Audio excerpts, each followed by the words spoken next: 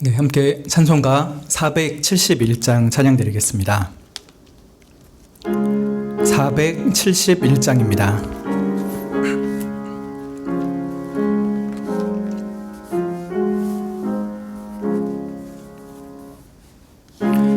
십자가 그늘 밑에 나 쉬기 원하네.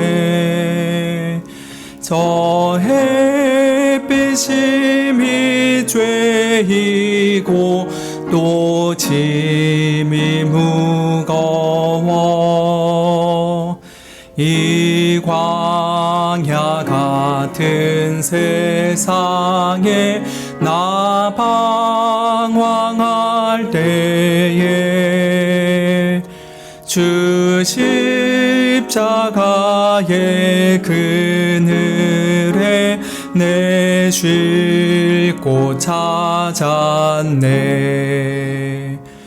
내 눈을 밝히 떠서 저 십자가 볼 때 나 위해 고생 당하신 주 예수 보인다.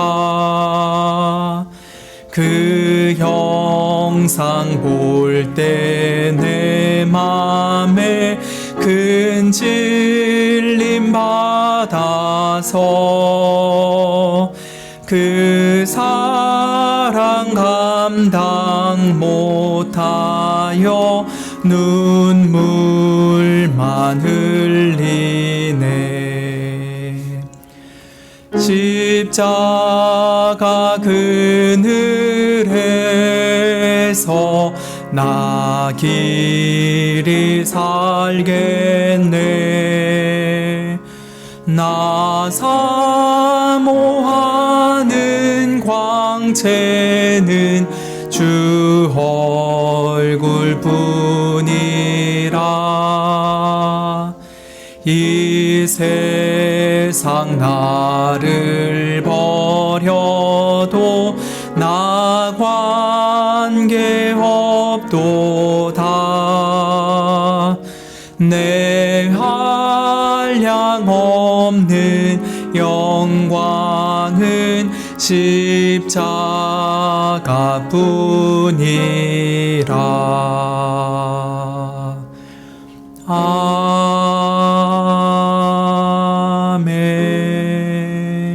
아멘. 다 함께 묵도하심으로 수요일 저녁 예배를 시작하겠습니다.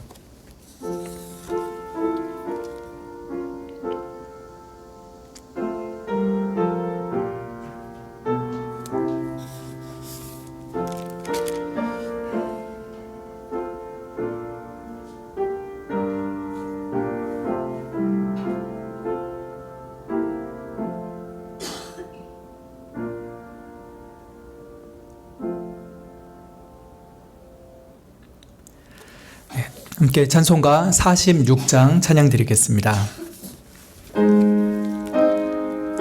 46장입니다.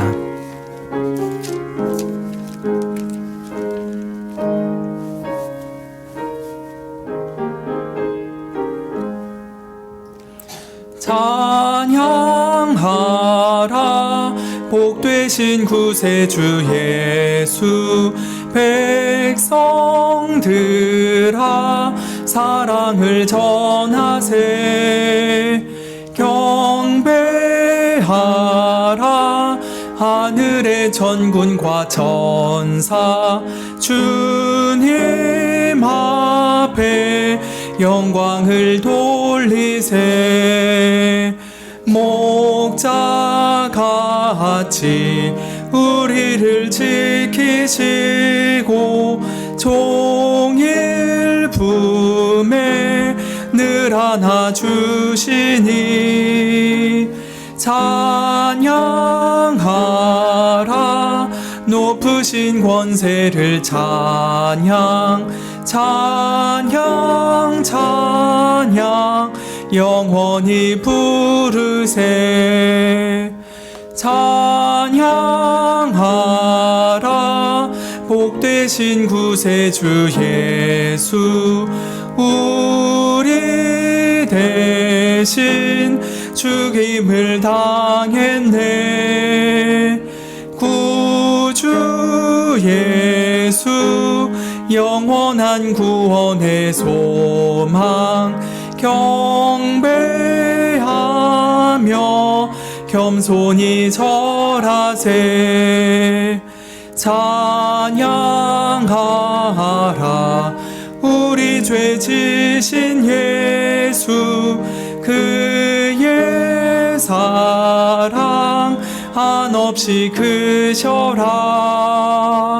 찬양하라.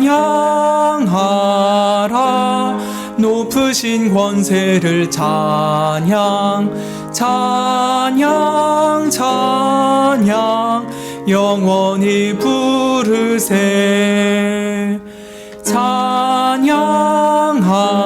찬양하라. 복되신 구세주 예수, 천사들아 즐겁게 찬양해. 구주 예수, 영원히 다스리시니 면류관을 주 앞에 드리세.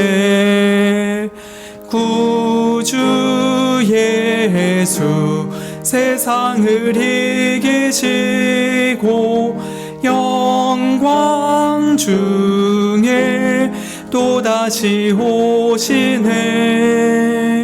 찬양하라. 높으신 권세를 찬양, 찬양, 찬양, 영원히 부르세.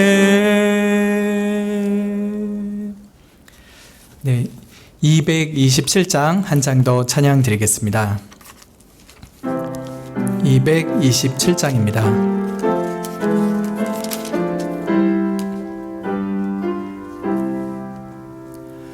저 하늘 나라는 참 아름다워라. 그 사랑 있는 곳 거룩한 성이니 내 하나님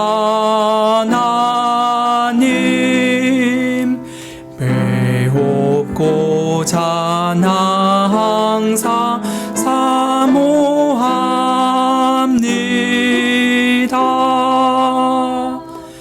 내 기도 들을 때 내 영혼 즐겁고 또 주만 섬길 때 내 마음 기쁘다.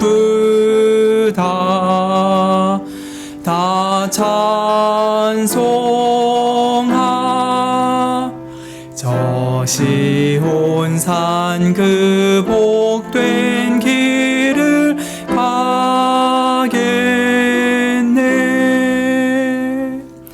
나 눈물 흘리며 험한 길 지날 때 내 힘이 되신 주 날 인도하시네.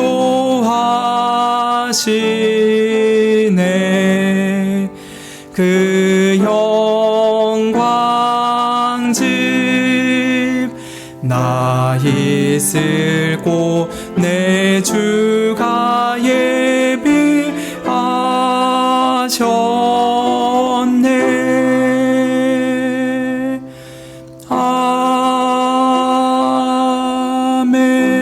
아멘. 함께 기도드리겠습니다. 하나님, 온 몸이 늘어지고 우리의 영혼조차 늘어지는 이 무더운 날에 이 시간에도 주께서 우리의 마음과 몸에 힘을 주시사 또 은혜의 보좌 앞으로 나올 수 있게 하여 주셔서 감사를 드리옵나이다. 정말로 이 광야 같은 인생 가운데 찢는 듯한 삶의 뜨거운 태양이 우리를 짓누르고 또한 삶의 무거운 짐이 우리의 무릎을 연약하게 한다 할지라도 주님께서 불기둥같이 우리를 가려주시사 시원케 하여 주시오며 또 우리가 이 마지막 광야의 길을 마칠 때까지 함께하여 주시는 은혜로 붙잡아 주시기를 간절히 바라옵나이다. 참 우리의 인생길이 단 하루라도 순탄치 아니하고 여러 바위와 같은 어려운 방해물들과 또한 우리 내면의 죄로 인하여서 무너지고 쓰러짐을 주님께서 잘 아시나이다. 이러한 어려운 상황 속에서 우리가 온전히 하나님을 붙잡지 못하고 믿음에 무너져서 주님께 불평하고 원망하였던 옛 이스라엘 백성들과 같이 살고 있음을 주님께 회개해 드리옵나이다. 주님 부디 우리를 긍휼히 여겨 주시사 노하기를 더디하시고 또 인자를 베풀어 주시사 우리의 모든 죄를 용서하여 주시옵기를 간절히 바라옵나이다. 또 우리의 힘과 능으로 이 광야길을 능히 갈 수 없사오니 하나님께서 오늘도 우리의 손을 친히 붙잡아 주시옵고 그리스도 안에서 나오는 시원한 생명수로 우리의 모든 목마름을 해갈시켜 주시옵고 또 하늘에서 내리는 만나로 말미암아 우리가 생명의 양식을 먹으며 주님 앞에 참 믿음으로 살아갈 수 있게 하여 주시기를 간절히 바라옵나이다. 하나님 우리가 살면서 참 우리의 죄에 대하여서 죄의 감각이 무뎌져 있음을 용서하여 주시기를 원합니다. 우리의 모든 죄를 회개케 하여 주시옵고 또 동시에 주님의 은혜에 대한 감각이 더욱 새로워져서 과연 우리 같은 죄인들도 용서하여 주시옵고 또한 우리를 의롭다 하시며 거룩하게 하시는 그 그리스도의 은혜를 붙잡게 하여 주시기를 바라옵나이다.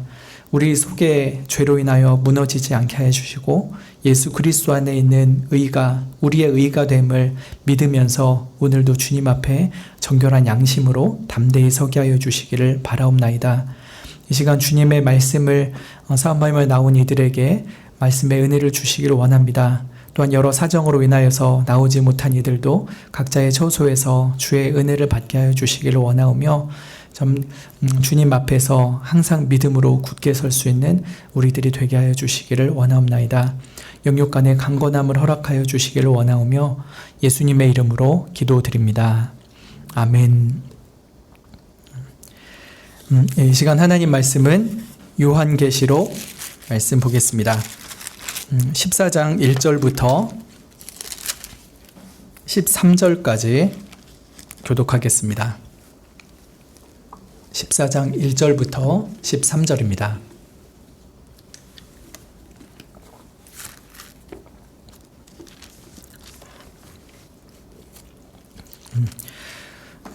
한 절씩 교독하시고 13절 함께 읽겠습니다. 또 내가 보니 보라 어린 양이 시온산에 섰고 그와 함께 14만 4천 명이 섰는데 그 이마에 어린 양의 이름과 그 아버지의 이름을 쓴 것이 있도다.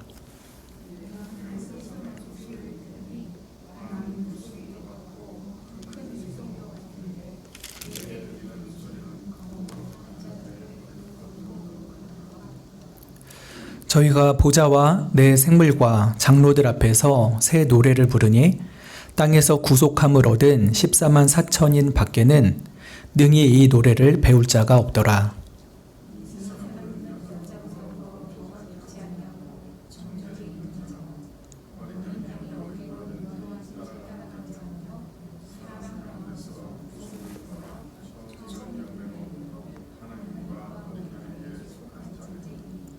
그 입에 거짓말이 없고 흠이 없는 자들이더라.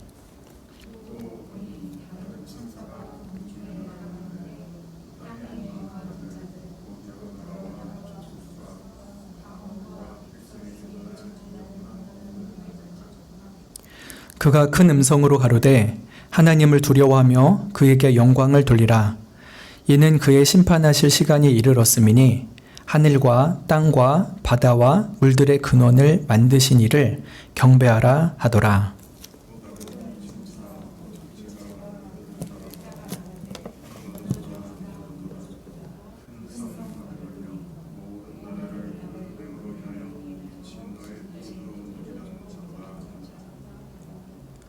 또 다른 천사 곧 셋째가 그 뒤를 따라 큰 음성으로 가로되 만일 누구든지 짐승과 그의 우상에게 경배하고 이마에나 손에 표를 받으면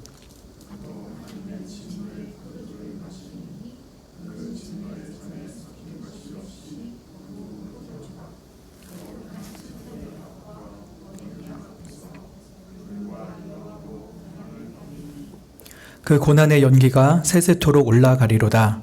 짐승과 그의 우상에게 경배하고 그 이름의 표를 받는 자는 누구든지 밤낮 쉼을 얻지 못하리라 하더라.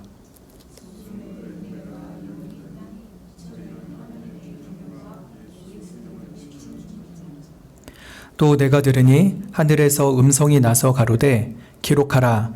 자금 이후로 주 안에서 죽는 자들은 복이 있도다 하시매 성령이 가라사대 그러하다. 저희 수고를 그치고 쉬리니 이는 저희의 행한 일이 따름이라 하시더라. 요한계시록의 12, 13, 14장은 일곱째 나팔 시리즈 그리고 일곱 대접 시리즈 사이에 있는 삽입된 위치에 있습니다. 먼저 12, 13장과 14장이 좀 구별이 되는데요. 12, 13장에서는 그리스도와 교회를 대적하는 새 동물로 비유되는 새 세력이 등장을 합니다. 먼저 12장에서는 큰 용이 등장을 하는데요. 예수 그리스도와 교회를 핍박하는 옛뱀, 즉 마귀, 사단이 등장하게 됩니다. 그리고 13장에서는 전반부에 바다에서 한 짐승이 올라온다라고 합니다.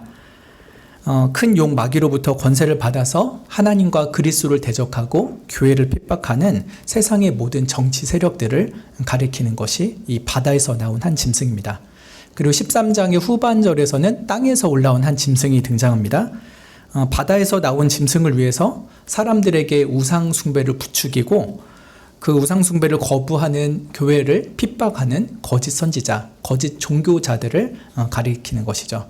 이렇게 해서 12장, 13장에서는 마치 거짓된 삼위일체와 같은 이들이 등장하는 것입니다. 사단이 있고 바다에서 나온 짐승이 있고 땅에서 올라온 짐승이 있고 이 셋인데 이것은 사단 그리고 교회를 핍박하는 정치 세력, 교회를 핍박하는 종교 세력이라 할 수 있을 것입니다. 이것이 마치 삼위일체 같은 모습으로 사람들에게 등장하기 때문에 사람들은 그 사탄과 악한 것들을 경배하고 추종하는 일이 있게 되는 것이죠. 그런 속에서 교회가 살아가는 것은 정말 하나님의 큰 은혜에 붙잡으심이 없으면 되지 않는 것이죠. 그래서 오늘 읽은 14장은 이 12, 13장의 문맥에서 이어지는 것인데 12, 13장에서는 교회가 얼마나 핍박을 당하는 모습으로 살겠습니까? 그런데 14장에서는 분위기가 반전되어서 큰 소망을 품게 하여 줍니다. 무엇이냐면 어린 양과 14만 4천 명이 하늘의 시온산에서 승리를 누리게 되는 것을 예고하고 있기 때문입니다. 그래서 요한계시록은 이 12, 13, 14장을 통해서 그리스도의 초림부터 재림에 이르는 이 마지막 때의 긴 기간 동안에 교회가 거짓된 삼위일체에 의해서 혹독한 고난을 당할 것이나 결국은 참되신 삼위일체, 특별히 어린 양 예수 그리스도 안에서 반드시 구원을 받고 영광을 얻으리라 라고 하는 것을 알려주고 있습니다. 개괄적으로 이렇게 말씀을 드렸고요. 이것을 좀 14장에 집중하여서 말씀을 천천히 드려보겠습니다. 먼저 요한은 하늘 시온산에서 무엇인가를 보게 되고 무엇인가를 듣게 됩니다. 14장 1절에 보시면 내가 보니 보라 어린 양이 시온산에 섰고 그와 함께 14만 4천 명이 섰다라고 했죠. 이 시온산은 하나님 그리고 천사들 그리고 부활승천하신 그리스도께서 계신 천상의 시온산으로 보입니다. 지금 이스라엘에 있는 그 시온산 말고 하늘에 있는 진정한 시온산이죠. 예수님께서 이 천상의 시온산에 서 계신다는 것은 승천하신 이후에 천상에서 매우 적극적으로 만유에 대한 통치를 하고 계신다는 것을 보여주는 묘사입니다. 히브리서 12장 22절에는 너희가 이른 곳은 시온산과 살아계신 하나님의 도성인 하늘 예루살렘과 이런 말씀이 있거든요. 그래서 이 시온산이 땅에 있는 시온산이 아니라 하늘에 있는 시온산이라는 것을 알 수가 있습니다. 근데 이 시온산에 어린 양 예수, 천상의 시온에 어린 양 예수만 계신 것이 아니라 또 누가 있다고 합니까? 14만 4천 명이 함께 있다고 했습니다. 이 14만 4천 명이 요한계시록에서 처음 등장한 것은 7장 4절입니다. 내가 인침을 받은 자들의 수를 들으니 이스라엘 자손의 각 지파 중에서 인침을 받은 자들이 14만 4천 명이다 라고 하는 것에서 처음 등장하게 되죠. 이 14만 4천 명은 그 산출 근거가 있습니다. 이스라엘에 12지파가 있죠. 그런데 한 지파에서 12,000명씩이 등장합니다. 그래서 12 곱하기 12 곱하기 1000이 되는 것이죠. 12지파 곱하기 10이라는 완전수 곱하기 1000이라는 무한수를 곱하면은 14만 4천 명이 됩니다. 그래서 이 14만 4천 명이라는 것은 구약 시대와 신약 시대를 통틀어서 유대인과 이방인 중에 하나님께 구원받은 사람들의 총수를 상징하는 수입니다. 상징하는 수이지 문자 그대로 14만 4천 명이 아닌 것이죠. 예전에 신천지에서 그 14만 4천 명이 구원받는 자의 총수다라고 주장하던 때가 있었습니다. 신천지가 아직 교세가 작았을 때는 14만 4천 명이 안 됐었죠. 그래서 사람들한테 그 전도를 할 때 너희들 14만 4천 명 안에 들어야 된다 라고 주장을 했습니다. 그것이 문자적인 수였죠. 그런데 어느 순간부터 신도수가 굉장히 빠르게 늘어났죠. 그래서 실제 그 신천지 성도들이 14만 4천 명 이상이 된 거예요. 그러면 그동안에 했던 말을 그대로 유지하면은 더 이상 받질 않든지 아니면 그 교리를 바꿔야 되겠죠. 신천지는 바꾸는 것을 선택했습니다. 그래서 문자적 14만 4천 명이 아니다. 대신에 조건부의 표현이라고 했는데 말씀의 인을 받은 사람 14만 4천 명이다 라고 한 거예요. 그러니까 신천지 안에서도 14만 4천 명이라는 말씀의 인을 받은 참된 성도가 있는 거고 말씀의 인을 받지 못한 가짜 성도가 섞여 있다는 것이죠. 그런데 이것이 더 확대되어서 정말로 열심히 활동하고 충성하는 자만이 14만 4천 명이다 라고 하게 됩니다. 지금 신천지 성도가 몇 명일까요? 저도 정확히는 모르겠는데 14만 4천 명이 훨씬 넘을 거예요. 그러면 그 가운데서 그 성도들은 무한 경쟁을 하는 것입니다. 옆에 성도가 10명 전도한다. 저 사람이 14만 4천 명 안에 들겠네? 그럼 나는 15명, 20명 전도해야 됩니다. 14만 4천 명 안에 들기 위해서는 다른 사람 제치고 그 안에 들어가야 된다라는 생각이 들게 되는 것이죠. 그래서 성도들 가운데 충성 경쟁을 부추기는 것으로 이 14만 4천 명을 이용하기도 합니다. 근데 이 14만 4천 명은 문자 그대로 14만 4천 명이 아닌 것입니다. 하나님께서 구약의 참된 이스라엘 백성들을 각 지파별로 12,000명을 말씀하셨지만 그것은 신약에 있는 영적인 참 이스라엘들도 포함하여서 말씀하신 것이죠. 그래서 이 14장 1절에 나오는 14만 4천 명은 하나님께 택함을 받고 구원을 받은 모든 성도의 참된 성도의 총수를 말하는 것입니다. 상징적으로 말하는 것입니다. 근데 이 14만 4천 명의 이마에 무엇이 쓰여 있다고 합니까? 어린 양의 이름이 쓰여 있고 그 아버지의 이름이 쓰여 있다라고 합니다. 여러분 14만 4천 명 안에 드십니까? 그러면 이마에 그 어린 양의 이름이 써 있고 아버지의 이름이 써 있습니까? 이름이 써 있다는 것은 무슨 말입니까? 이것은 어떤 외적인 표식이 된다라는 말이 아니라요. 하나님께서 선택하시고 소유하신 친백성으로 인쳐주신다. 그 영혼에 인쳐주신다라고 하는 영적인 의미입니다. 그래서 바깥에 예수님의 이름이 써 있고 그런 것이 아니라요. 하나님께서 너는 내 백성이라 그 영혼에 딱 도장을 찍어 주시는 것이죠. 그래서 그 스스로가 나는 하나님의 새 백성이 되었습니다 라는 것을 알 뿐만 아니라 하나님을 닮은 성품들, 그런 마음씨들이 드러나는 것을 말하고 있는 것이죠. 그래서 이 이마의 이름이라는 것은 내적인 인침을 말하고 있는 것이죠. 이 14만 4천 명이 한편으로는 그 7장에 있는 말씀처럼 이 세상에서 많은 환난을 받고 있는 지상의 교회를 의미하기도 합니다. 그렇지만 동시에 하늘 시온산에 계신 예수 그리스도와 완전히 연합하여서 주님과 함께 하나님을 섬기고 주님과 함께 만유를 통치하는 천상의 교회의 모습도 혼합되어서 있습니다. 그러니까 이 14만 4천 명이 지상의 성도만 말하는 것이냐, 천상의 성도만 말하는 것이냐, 이렇게 딱 자를 수 없고요. 지상의 성도이지만 천상의 성도의 모습이 혼합되어 있는 그런 모습이라 생각하시면 좋을 것 같습니다.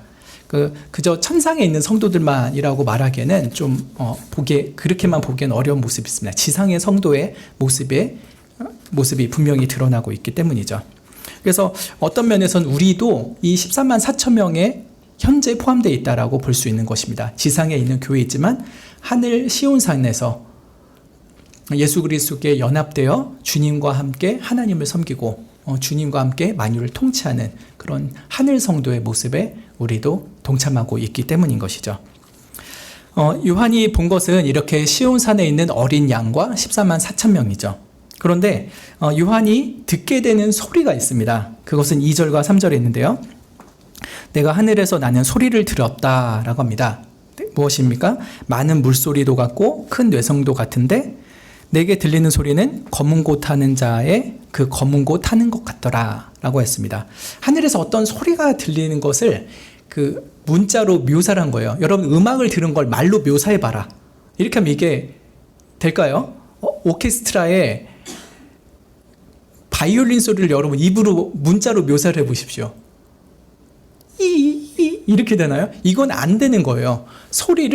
그 음악 소리를 그냥 문자로 묘사하는 거는 100% 될 수가 없습니다.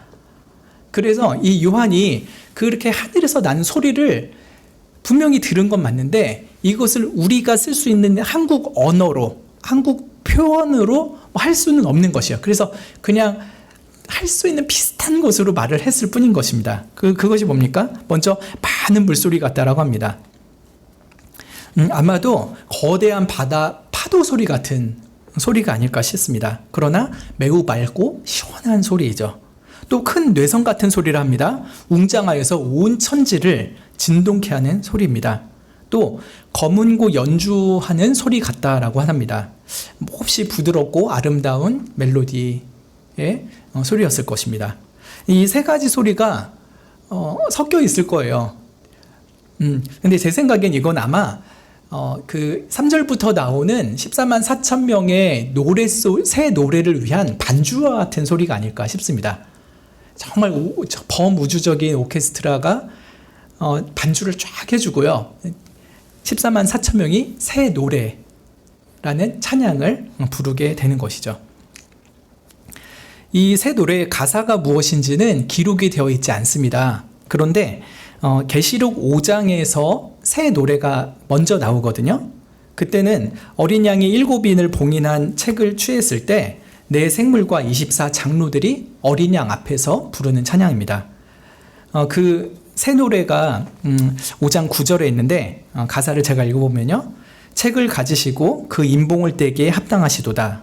일찍 죽임을 당하사 각 족속과 방언과 백성과 나라 가운데서 사람들을 피로 사서 하나님께 드리시고 저희로 우리 하나님 앞에서 나라와 제사장을 삼으셨으니 저희가 땅에서 왕노릇 하리로다.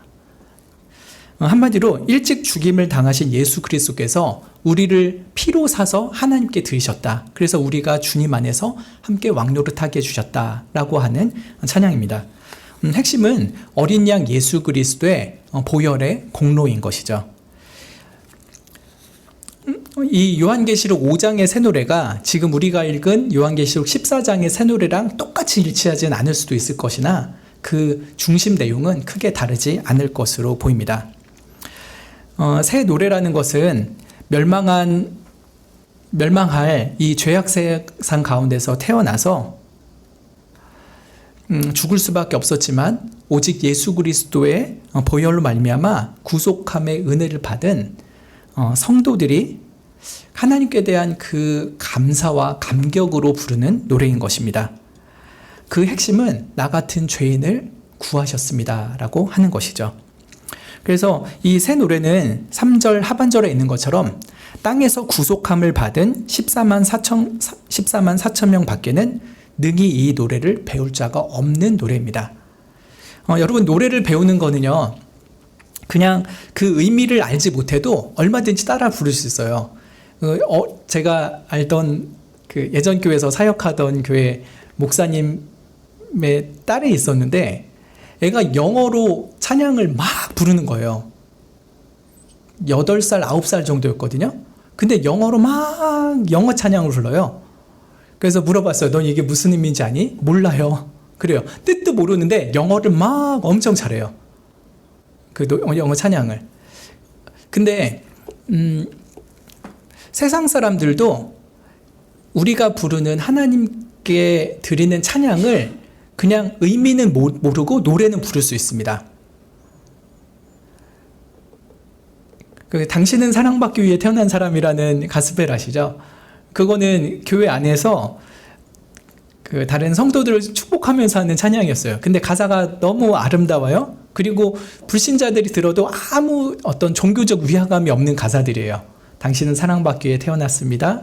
지금도 그 사랑을 받고 있습니다. 이런 찬양이에요. 그러니까 불신자들이 서로 불러도 너무 좋은 노래니까 학교에서 애들이 생일 축하할 때 이 노래를 해줘요. 근데 당신은 사랑받기 위해 태어났습니다 라고 했을 때 그 사랑이 어떤 사람들 간의 사랑, 부모님의 사랑, 친구 간의 사랑이 아니잖아요.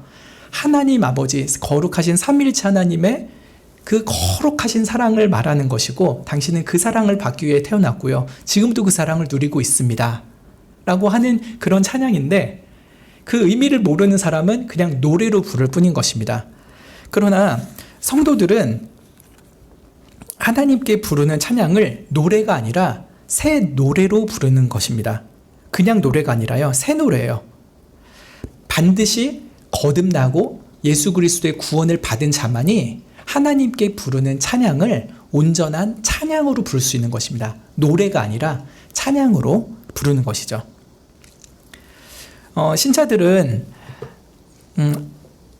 아침마다 새롭고 늘 새롭게 느껴지는 이 하나님의 사랑을 노래하는 자들로 부름을 받았습니다. 내가 이 백성을 지었나니 나의 영광을 찬송하게 하려 함이라 라고 했죠. 하나님께서 교회를 부르시고 우리를 성도로 변화시키시는 이유는 그 하나님의 무한하신 은혜, 그리고 구원하심의 은총을 찬미하게 하기 위함인 것이죠. 그래서 에베소서 1장에서 성부가 이런 일을 하시고 성자가 이런 일을 하시고 성령이 이런 일을 하신다라고 했을 때 한결같이 그것은 하나님의 은혜의 영광을 찬미하게 하려 함이라 라고 말하고 있습니다. 삼일체 하나님의 구원의 목적은 바로 우리로 하여금 하나님의 영광을 찬양케 하려 함에 있는 것이죠. 그래서 이 새 노래라는 것은 구원받지 못한 자들은 절대 배울 수도 없고 부를 수도 없는 노래입니다. 정말 구원받은 자들만이 진정한 구원의 의미를 깨닫고 감사하는 마음으로 찬양을 올려드리는 것이죠. 그래서 우리가 공적인 예배 때도 찬양을 부릅니다. 또 사적인 개인의 묵상, 기도할 때도 찬양을 올려드립니다. 또 때로는 설거지를 할 때도, 또 산책을 할 때도 찬양을 올려드립니다. 이것은 거듭나고 구원받은 새 사람들만이 부를 수 있는 새 노래인 것이죠. 옛사람은 이 새 노래를 부를 수가 없습니다. 새 사람에게만 허락하신 이 새 노래를 우리로 하여금 부르게 하시는 것은 정말 큰 은혜인 것이죠. 세상에 정말 수많은 노래가 있죠. 저도 복음과 상관없는 노래들 듣기도 하고 좋아하기도 했었는데, 이 하나님을 찬양하고 어린 양 예수 그리스도를 찬양하는 그 새 노래를 부를 때의 느낌과 세상 노래를 부를 때의 느낌은 전혀 달라요. 정말 하늘에서 내려온 신령한 은혜가 충만하게 느껴지는 것이 바로 이 새 노래인 것입니다. 어린 양 앞에서 이 14만 4천 명이 그 어린 양의 보혈의 공로를 찬양하는 새 노래를 부를 때 우리들도 그 성가대원에 동참하여서 하나님을 찬양하는 은혜를 누리게 되면 좋겠습니다. 4절과 5절에서 요한은 이 땅에서 구속함을 받은 14만 4천 명이 영적인 어떤 특징을 가지고 있는지를 구체적으로 묘사를 합니다. 4절에서는 이 사람들이 여자로 더불어 더럽히지 아니하고 정절이 있는 자다라고 하면서 그 첫 번째 특징을 이야기합니다. 이 여자라는 것은 17장에서 더 자세하게 나오게 되는데 큰 음녀를 말합니다. 보통 여자가 아니라요, 아주 큰 음녀예요. 당시 로마를 비롯해서 하나님을 대적하는 강력한 세속 권세 그리고 국가들을 이 큰 음녀라고 합니다. 또는 바벨론이라고도 합니다. 큰 바벨론, 음녀들과 땅에 가증한 것들의 어미라라고 써 있는 것이 이 큰 음녀의 이마에 기록되어 있는 것이죠. 이 큰 음녀는 땅의 임금들과 사람들, 심지어 성도들까지 영적인 음행의 포도주로 취하게 만들려고 합니다. 우상숭배에 취하게 만들려고 하는 것이에요. 그리고 성도들의 피, 그리고 예수님의 증인의 피를 즐겨서 마시는 자입니다. 그래서 우상숭배를 시키고 우상숭배 안 하고 주님만 믿는 자들은 피를 흘리게 만들어서 그 피를 마시며 즐기는 이 세속 권세를 이 여자라고 하는 것입니다. 근데 이 14만 4천 명은 이런 큰 음녀에게 미혹되거나 영적인 간음에 동참하는 것을 거부한 자들입니다. 하나님과 어린 양에 대한 믿음의 정절을 끝까지 지키는 자들이죠. 하나님과 어린 양의 순결한 처녀이고 큰 음녀와 달리 그 이마에 어린 양과 아버지의 이름이 적혀 있는 정결한 백성들이 바로 이 14만 4천 명인 것입니다. 이들의 두 번째 특징은 어린 양이 어디로 인도하든지 따라가는 자들이라고 했습니다. 선한 목자 되신 예수님이 우리를 어디로 인도하십니까? 때로는 쉴만한 물가, 푸른 초장으로 인도해 주시기도 해요. 정말 좋죠. 그러나 또 때로는 우리들에게 너의 십자가 지고 나를 따라라. 내가 가는 죽음의 자리까지 나를 따라와라 라고 하십니다. 우리는 푸른 초장 쉴만한 물가에만 머물고 싶지만 주님께서 또 너의 무거운 십자가 지고 나를 따르라 라고 하면은 그 예수님의 인도하심을 따라서 각자의 십자가의 길을 가기도 합니다. 결국에는 신랑 대신 어린 양의 혼인 잔치에 당도하여서 그 신랑 대신 어린 양의 사랑을 받게 되고 영원한 천국에 머물게 되지만 그 삶의 여정에서는 정말 무거운 십자가의 짐이 있습니다. 4절 하반절과 5절에서는 구속함을 받은 처음 익은 열매라는 것을 말하고 있습니다. 구약에서 처음 익은 열매는 하나님께 거룩하게 구별이 되어서 제물로 바쳐지죠. 한 해의 수확물 중에 처음 수확물을 하나님께 드립니다. 마찬가지로 구속함을 받은 처음 열매로서 14만 4천 명이 하나님께 드려지는 것이죠. 하나님께 성별되고 하나님께 완전히 소유된 자들이 바로 이 14만 4천 명인 것입니다. 그래서 세상의 소유가 아니라 하나님의 소유, 그리고 하나님께서 가장 기쁘게 여기시는 첫 열매로 우리 14만 4천 명을 묘사하고 있습니다. 또 5절에서는 그 입에 거짓말이 없고 흠이 없는 자들이라고 했습니다. 용과 두 짐승 그리고 추종자들은 항상 입에 거짓말을 달고 삽니다. 그렇지만 어린 양은 그 입술에 있어서 항상 진리만을 말씀하시고 참된 것을 말씀하시죠. 그래서 이 14만 4천 명은 어린 양을 닮고 큰 용을 닮지 않아서 항상 거짓이 아닌 진리를 말하는 자들입니다. 또 흠도 없고 점도 없는 어린 양과 같아서 정말 정결한 삶을 사는 것이죠. 본래 이 성도들 자신은 그 거짓과 흠이 가득했던 자들이죠. 그러나 예수 그리스도의 보혈로 우리가 정결한 혀를 갖게 되고 순전한 양심을 갖게 되는 것을 말하고 있는 것입니다. 성화의 과정 속에서도 우리는 많은 거짓도 있고 흠이 있습니다. 그럼에도 불구하고 예수 그리스도께서 그 보혈로 이 모든 것을 씻어주신 주의 흰옷 입은 백성이기 때문에 이 14만 4천 명이 흠 없는 자가 될 것을 이야기하고 있는 것입니다. 이렇게 14만 4천 명이 찬양한 것을 기록한 이후에 새 천사들이 전하는 말을 6절부터 13절에 기록을 하고 있습니다.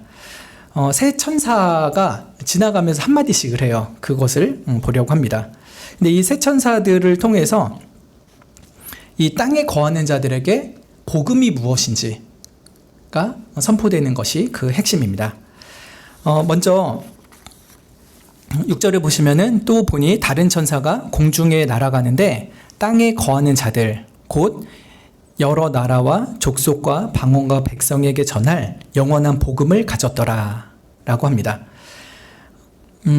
이 다른 천사라는 것은 아마 11장 15절에 일곱째 나팔을 불었던 천사 이후에 등장하는 첫 천사로 보입니다. 이 천사는 땅에 거하는 자들에게 영원한 복음을 전하는데 이 땅에 거하는 자들은 꼭 신자들만을 말하는 것은 아닙니다. 불신자들까지도 다 섞여 있는데 그것에 영원한 복음을 선포하고 있는 것이죠. 여러분 보통 복음이라는 것은 이중성이 있습니다. 믿고 회개하는 자에게는 영원한 생명을 주리라는 것이 있고요. 또한 믿지 않고 회개치 않는 자에게는 영원한 형벌을 내리리라 라고 하는 것이 있습니다. 그래서 한편으로는 기쁜 소식이지만 한편으로는 두려운 소식이기도 합니다. 그래서 성도의 구원 그리고 악인의 심판 이 양면성을 가진 것이 복음인 것이죠. 이 첫째 천사가 전하는 복음 역시 이 복음의 본질을 가지고 있습니다. 7절에 보시면은 그 영원한 복음이 어떻게 선포되는지 나타납니다. 하나님을 두려워하며 그에게 영광을 돌리라. 이는 그의 심판하실 시간이 이르렀음이니 하늘과 땅과 바다와 물들의 근원을 만드신 이를 경배하라 하였습니다. 하나님을 두려워해라. 그리고 하나님께 영광을 돌리라. 이것은 무엇입니까?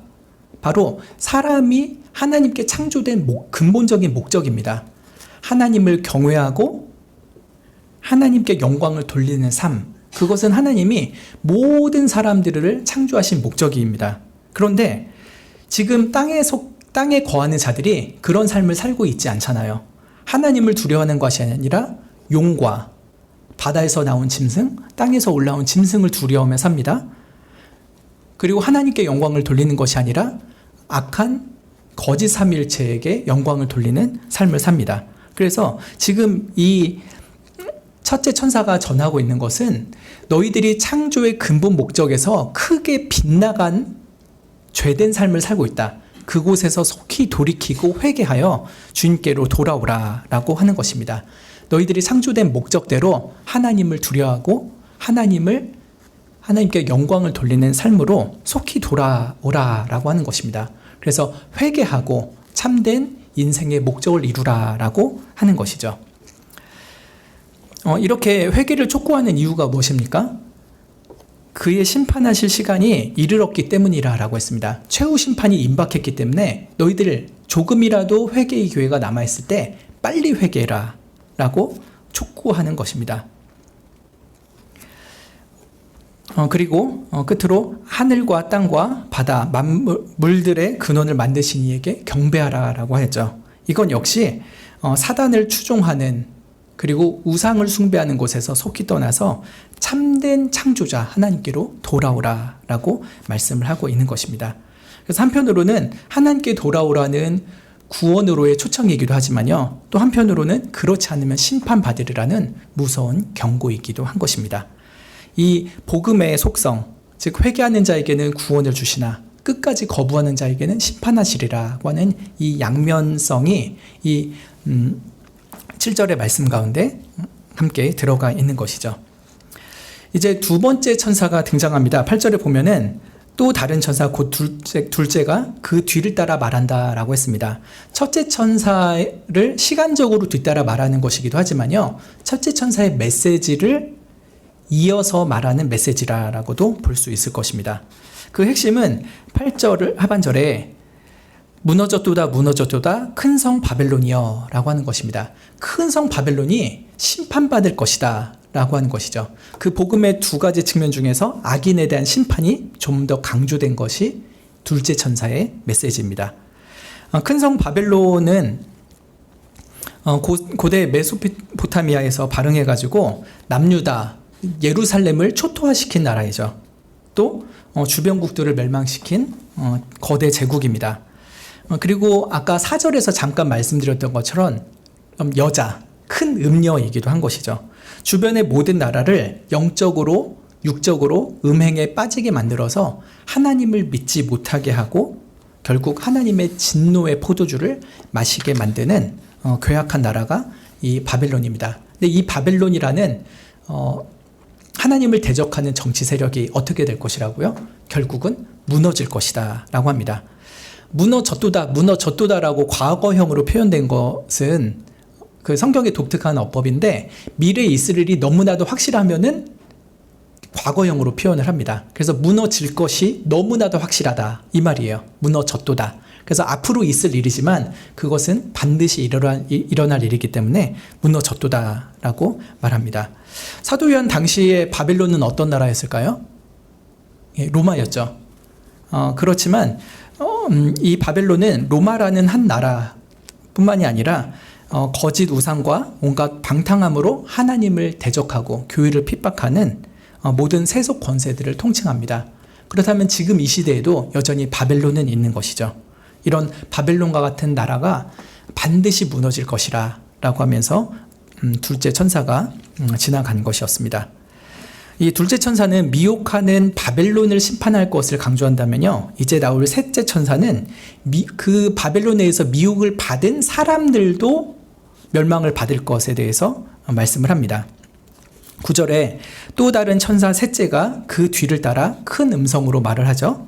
만일 누구든지 짐승과 그 우상에게 경배하고 이마에나 손에 표를 받으면 그도 하나님의 진노의 포도주를 마시리라 라고 하였습니다. 이 셋째 천사가 강조하는 것은 그 바벨론에 의해서 미혹된 사람들을 말하고 있는 것이죠. 아까 잠깐 그 설교 맨 처음에 말씀드렸던 것처럼 그 요한계시록 12장 13장에서는 거짓된 삼위일체가 나타난다고 했었죠. 첫 번째 대장은 옛 뱀, 용이라고도 하는 마귀입니다. 두 번째는 바다에서 나온 짐승, 즉 하나님의 나라를 대적하는 정치 세력이고, 세 번째는 땅에서 올라온 짐승이죠. 거짓된 종교 세력자들입니다. 교회 안에도 있을 수 있고 타종교회도 있을 수 있고요. 여러 가지 모습으로 그 정치 세력을 도와주면서 사람들에게 거짓된 종교에 빠지게 만드는 것이 땅에서 올라오는 짐승입니다.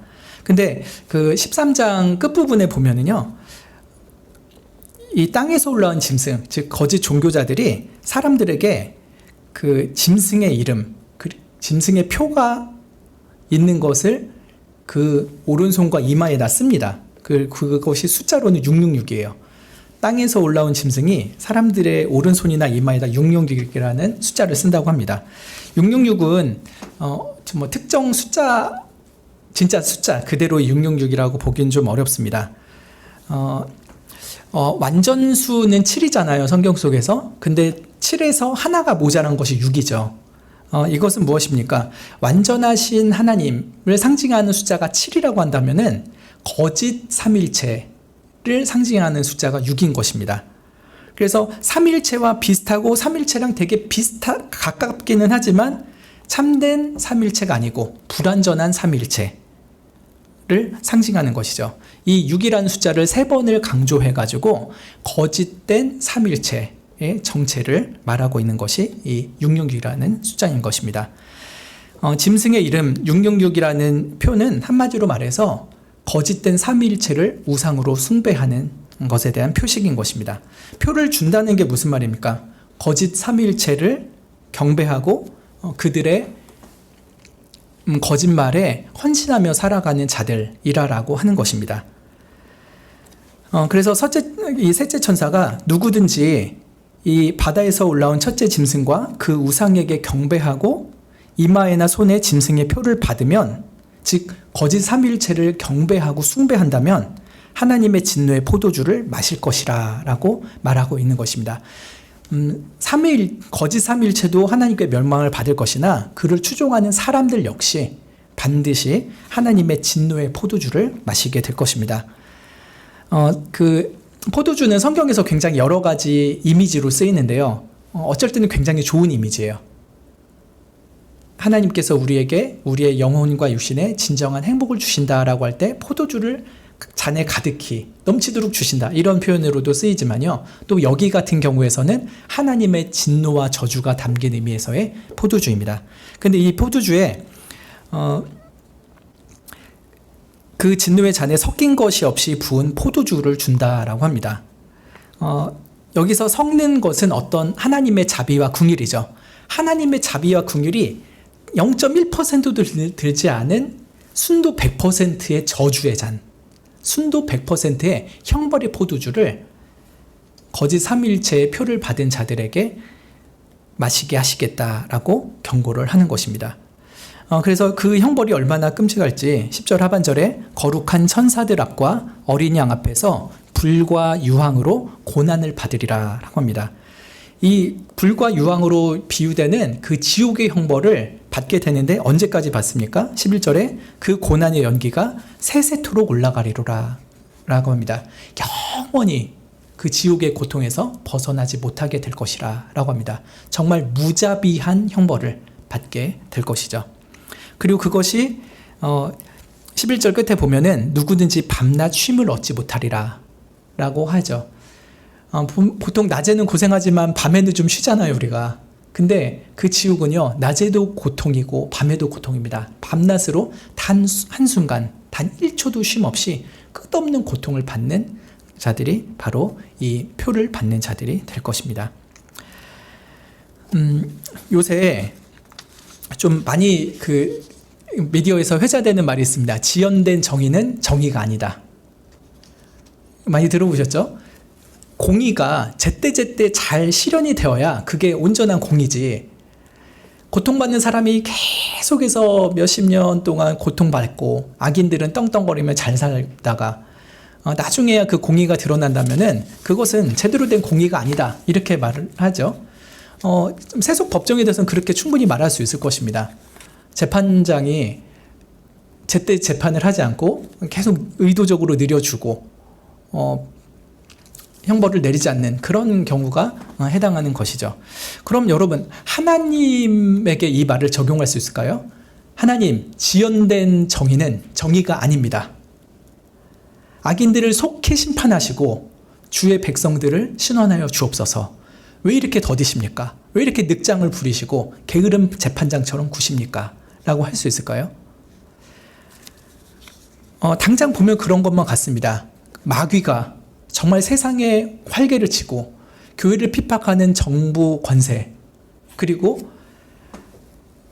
거짓 종교를 퍼뜨리는 거짓 선지자들이 얼마나 활개를 치면서 활동을 하고 있습니까? 참된 재판자이신 하나님이 그 정의를 지연시키는 것만 같고 오히려 그때를 너무 놓치고 계신 것만 같아 보이기도 합니다. 그러나 우리는 분명히 믿음으로 이것을 받아들여야 될 것입니다. 하나님께서 악한 세력들을 하나님의 특별한 때가 차기 이전까지는 하나님의 주권 가운데 활동하게 합니다.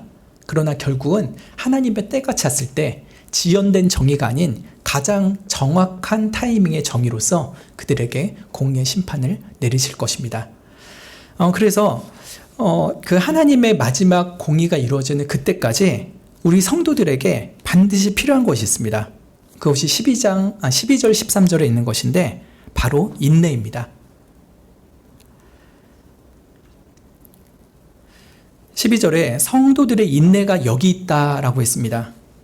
첫째 천사가 지나가고 둘째 천사 지나가고 셋째 천사 지나가면서 당장이라도 하나님께서 악한 세력들을 다 지옥 불구덩이에 쳐 던져주시기를 바라지만 그때가 차기까지는 어느 정도의 시간이 남아 있는 것이죠. 그래서 성도들은 인내할 필요가 있다라고 합니다.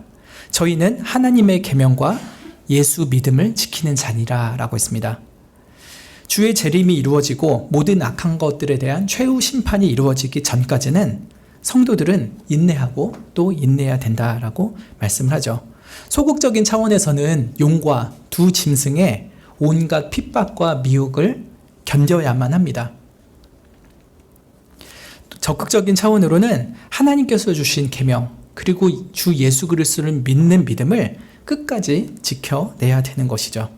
그러나 여러분, 주의 계명대로 사는 것, 예수 그리스도에 대한 믿음을 지키며 사는 것이 어느 한순간이라도 편하고 쉽습니까? 그렇지 않죠. 거짓 삼위일체가 얼마나 우리 속에서 괴롭히고 밖에서 우리를 핍박합니까? 하루하루 이 악한 세력에 의해서 우리는 고통을 당합니다. 그나마 남 안에 있는 성도들은 편한 편이죠. 정부의 핍박이 있습니까? 어떤 종교인들이 우리한테 폭탄 테러를 합니까? 그러나 가까운 북한 성도들만 해도 맘 편히 새 노래에 찬양도 못합니다. 입 밖으로 하나님을 찬양하시면 그러다 잡혀가고 또 주변 사람들의 신고당하면은 정치범 수용소에 잡혀갈까봐 그저 속으로 예수님에 대한 새 노래를 잠잠히 속으로 부를 뿐이죠. 심지어 수많은 성도들, 목사들, 선교사들이 영원한 복음을 붙잡고 살다가 하나님의 계명 지키고 예수 그리스도의 믿음 붙들고 살다가 말로 다 할 수 없는 고초를 당하고 심지어 죽임을 당하기도 했습니다. 멀리 갈 것 없이 우리나라 역사 가운데서도 일제의 천황 숭배를 거절했던 그 수많은 우리의 한국교회 성도들이 정말 핍박을 받았죠. 어렸을 때 봤던 비디오 중에 그 주기철 목사님이 감옥에 갇혀 계실 때 그리스도를 부인하고 천황에게 숭배하라 라고 하는 순사의 말에 거절했죠. 거꾸로 박은 못을 걸어가게 합니다. 어렸을 때 봤는데 그 장면이 정말 너무 끔찍했어요. 한 걸음도 못 걸을 것 같은데 주기철 목사님이 걸어가시더라고요. 그 거리를. 그 십자가의 길이죠. 그 고난의 길, 가시밭길을 주님이 걸으셨으니 저도 걷겠습니다. 하나님을 오직 너는 나 외에 다른 신을 섬기지 말라라고 하는 일계명을 붙잡고 또 예수 그리스도를 붙잡는 그 믿음 하나 지키려고 그 거꾸로 박힌 못길을 걸어가는 것이죠. 또 공산주의를 거절했던 한국교회 성도님들, 목사님들, 세상적으로 보면은 예수 믿는다고 무슨 복을 받았나, 지지로 복도 없이 저렇게 참 비참하게 죽었구나 라고 싶죠. 그러나 이러한 인내의 삶을 사는 성도들에게 하나님께서 큰 은혜 베푸심을 13절에서 말하고 있습니다. 내가 들으니 하늘에서 음성이 났다라고 요한이 말하죠. 기록하라, 자금 이유로 주 안에서 죽은 자들은 복이 있도다 라고 했습니다. 주 안에서 하나님의 계명 지키고 살다 죽은 이들, 예수 그리스도 믿음 지키며 살다 죽은 사람들, 심지어 이 세상에서 가난하고 온갖 고초를 당하고 마지막에 비참한 죽음을 당한다 할지라도요, 그렇게 주 안에서 죽은 자들은 뭐라고요? 복 있는 자들이라 라고 합니다.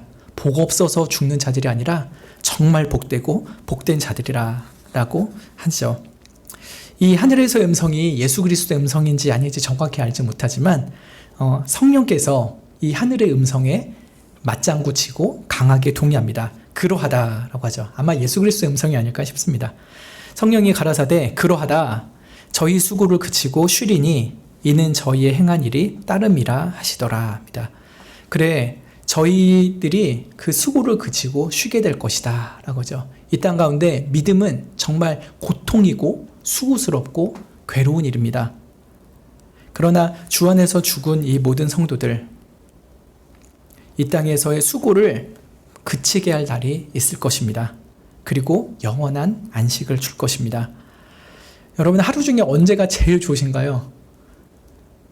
저는 잠자리에 딱 누웠을 때요. 너무 좋아요. 새벽부터 일어나서 여러 가지 사역을 하고, 그때 이렇게 하루 종일 앉아있으니까 눌려있잖아요. 허리가 눌려있다가 그 매트리스에 작은 허리가 쫙 펴지면요, 그렇게 좋을 수가 없어요.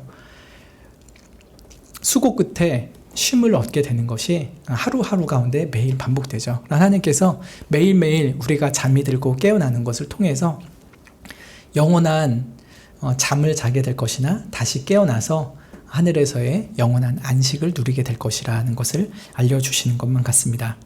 끝에 왜냐하면 저희의 행한 일이 따르기 때문이라 라고 했습니다.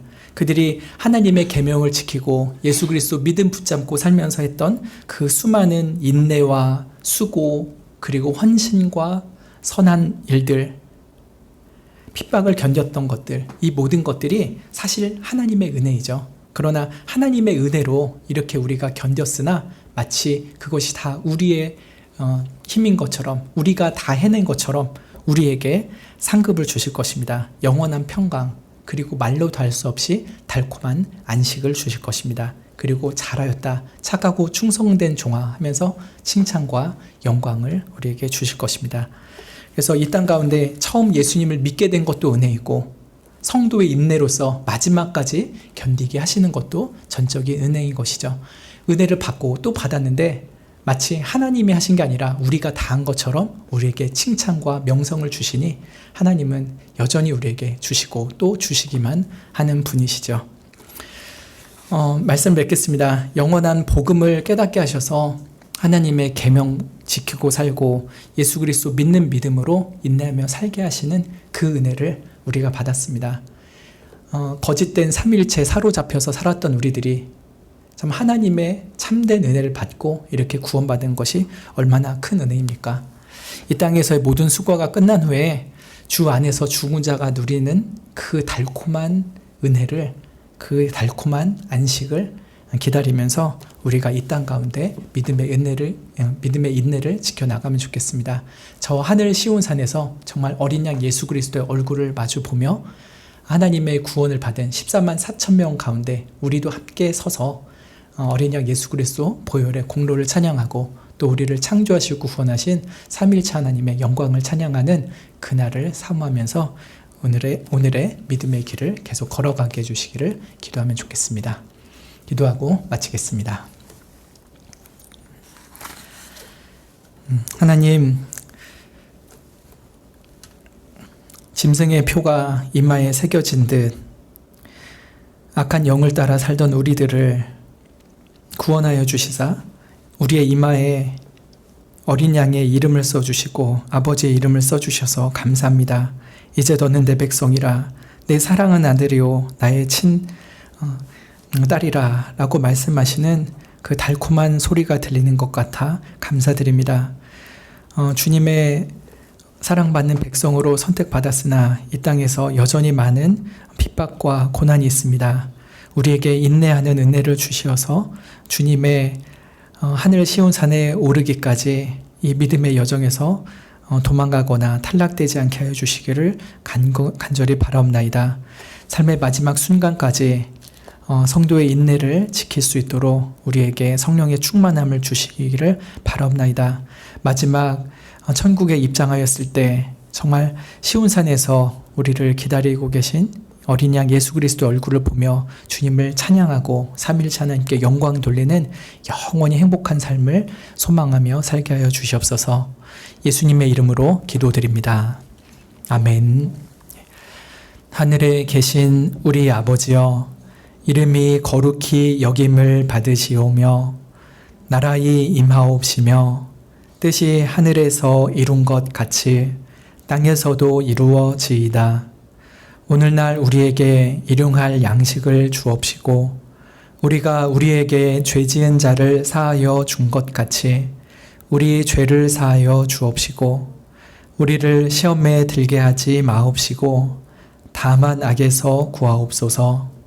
대개 나라와 권세와 영광이 아버지께 영원히 있사옵나이다. 아멘.